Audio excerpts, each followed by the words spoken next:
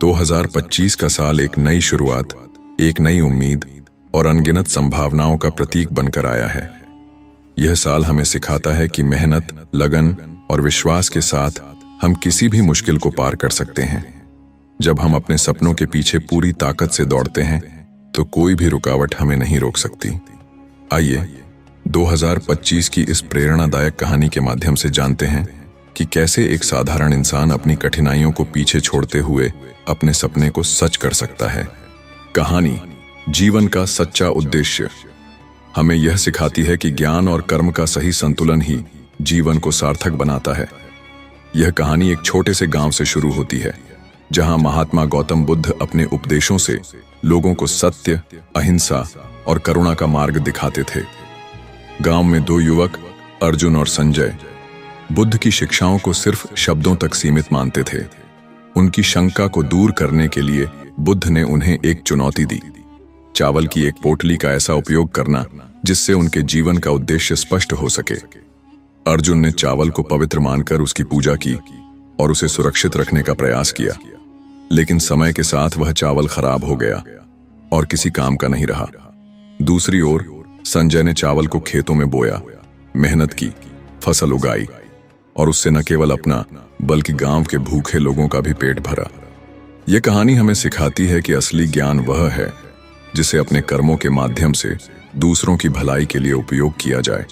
केवल पूजा, दिखावा या ज्ञान को अपने तक सीमित रखना व्यर्थ है। जीवन का सच्चा उद्देश्य तभी पूरा होता है जब हम अपने प्रयासों से दूसरों के जीवन में सकारात्मक बदलाव लाएं। यही सच्चा ज्ञान और सच्ची सेवा है। कहानी जीवन का सच्चा उद्देश्य। बहुत समय पहले की बात है। एक छोटे से गांव में एक शांत नदी बहती थी।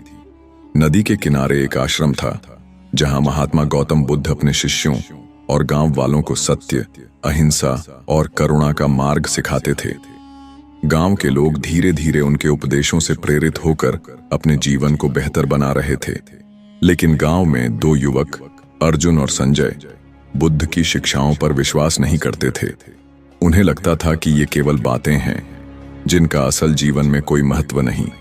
उनके मन में अहंकार भरा हुआ था और वे बुद्ध को चुनौती देने का विचार कर रहे थे। एक दिन दोनों युवक आश्रम पहुंचे और बुद्ध से बोले, महात्मा, आप कहते हैं कि ज्ञान से जीवन बदल सकता है, लेकिन हमें इसमें कोई सच्चाई नहीं दिखती। यदि आपका ज्ञान वास्तव में कुछ बदल सकता है तो हमें इसका प्रमाण दें। बुद्ध ने मुस्कुराते हुए जवाब दिया, अगर तुम यह समझने के लिए तैयार हो तो मेरी सभा में आओ, लेकिन याद रखो, ज्ञान को समझने के लिए धैर्य और समर्पण चाहिए। अर्जुन और संजय ने सहमति दे दी और बुद्ध की सभा में शामिल हो गए। बुद्ध के उपदेश सुनकर अर्जुन और संजय को लगता कि ये बातें व्यर्थ हैं, लेकिन बुद्ध कभी कभी बीच में रुककर दोनों को ध्यान से देखते, मानो उन्हें कुछ कहना चाहते हों। एक दिन बुद्ध ने सभा के अंत में दोनों को बुलाया और एक रहस्यमय स्वर में कहा, तुम्हारे जीवन में एक बड़ा बदलाव आएगा, लेकिन कब और कैसे यह तुम्हारे फैसलों पर निर्भर करेगा।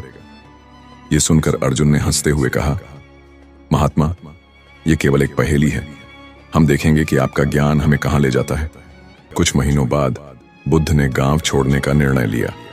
जाने से पहले उन्होंने अर्जुन और संजय को बुलाया और उन्हें चावल की एक एक पोटली दी।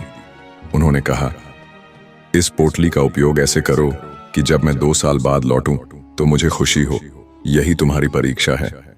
दोनों युवक चावल की पोटली लेकर चले गए, लेकिन जैसे ही वे घर पहुंचे, अर्जुन को यह सोचकर हंसी आई, यह कैसी परीक्षा है, सिर्फ चावल।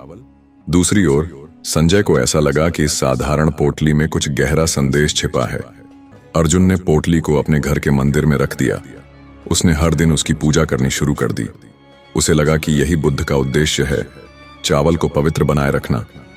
संजय ने अपने पिता से सलाह ली, जो एक अनुभवी किसान थे। उन्होंने कहा, बुद्ध ने जो दिया है उसका उपयोग करना चाहिए, इसे खेत में बो दो। संजय ने यह जोखिम उठाया और चावल को खेत में बो दिया, लेकिन फसल के शुरुआती दिनों में एक रहस्यमय बीमारी ने फसल को नुकसान पहुंचाना शुरू कर दिया। यह देखकर वह चिंतित हो गया। एक रात उसे सपना आया जिसमें बुद्ध ने कहा, हर बड़ी चुनौती तुम्हारे धैर्य की परीक्षा लेती है, लगे रहो, समाधान मिलेगा। 2 साल बाद बुद्ध गांव लौटे। उन्होंने अर्जुन और संजय को सभा में बुलाया। अर्जुन ने गर्व से अपनी पोटली बुद्ध के सामने रखी और कहा, महात्मा, मैंने इसे पूरी तरह से सुरक्षित रखा, हर दिन इसकी पूजा की, लेकिन अब यह खराब हो चुका है। बुद्ध ने बिना कुछ कहे संजय की ओर देखा। संजय ने उत्साह से कहा, महात्मा, मैंने इस चावल को खेत में बो दिया। शुरुआत में मुश्किलें आईं, लेकिन मैंने धैर्य नहीं खोया। यह देखिए, मैंने इन चावलों से गांव के सभी लोगों को खाना खिलाया। बुद्ध ने अर्जुन और संजय की कहानी सुनने के बाद कहा, तुम्हारी परीक्षा यहीं खत्म नहीं होती। फिर उन्होंने अर्जुन की पोटली खोलकर उसमें से कुछ सड़े हुए चावल निकाले और संजय के चावल से तुलना की। तभी बुद्ध ने कहा, तुम्हारी पोटली में केवल चावल नहीं थे, इसमें एक गहरा संदेश छिपा था। अर्जुन, तुम्हारा घमंड और निष्क्रियता इसमें सड़न बनकर छिपा रहा, लेकिन संजय, तुम्हारा धैर्य और मेहनत हर दाने में दिखता है।